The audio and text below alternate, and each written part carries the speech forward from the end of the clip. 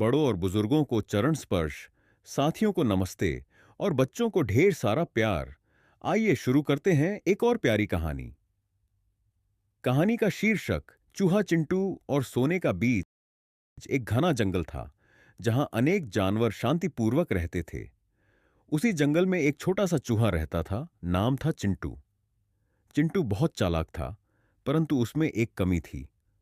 वह हमेशा दूसरों की चीजें चुराकर अपना पेट भरता था। उसे लगता था कि चालाकी से जीवन आसान हो जाता है, भले ही उसके विचार अच्छे न हों। एक दिन की बात है, चिंटू पेड़ों के नीचे दौड़ता दौड़ता एक चमकती हुई चीज पर ठोकर खा गया।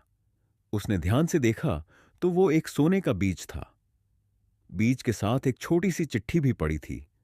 जो भी इस बीज को सच्चे मन से रोपेगा और अच्छे विचारों से सींचेगा, उसे जीवन का सबसे बड़ा उपहार मिलेगा। चिंटू को लालच आ गया। वह बीज को उठाकर अपने बिल में ले गया और सोचने लगा, मैं इसे जमीन में गाड़ दूंगा, फिर रोज इस पर थोड़ा सा पानी डालूंगा और जल्द ही मुझे खजाना मिलेगा। अगले दिन से उसने वैसा ही किया, पर पानी डालते समय भी उसके मन में लालच, ईर्ष्या और दूसरों के प्रति बुरे विचार ही रहते थे। हफ्ते बीत गए, पर बीज से कुछ भी नहीं उगा। एक दिन जंगल में एक बूढ़ा कबूतर आया।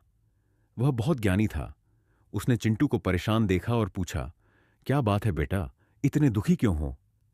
चिंटू ने सारी बात बताई। कबूतर मुस्कुराया और बोला, बेटा, अच्छे फल पाने के लिए अच्छे विचारों की जरूरत होती है।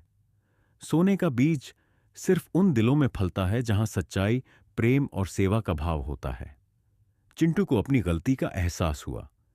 उसने उस दिन से चोरी छोड़ दी और अपने छोटे से जीवन में ईमानदारी, सहयोग और प्रेम को अपनाना शुरू किया।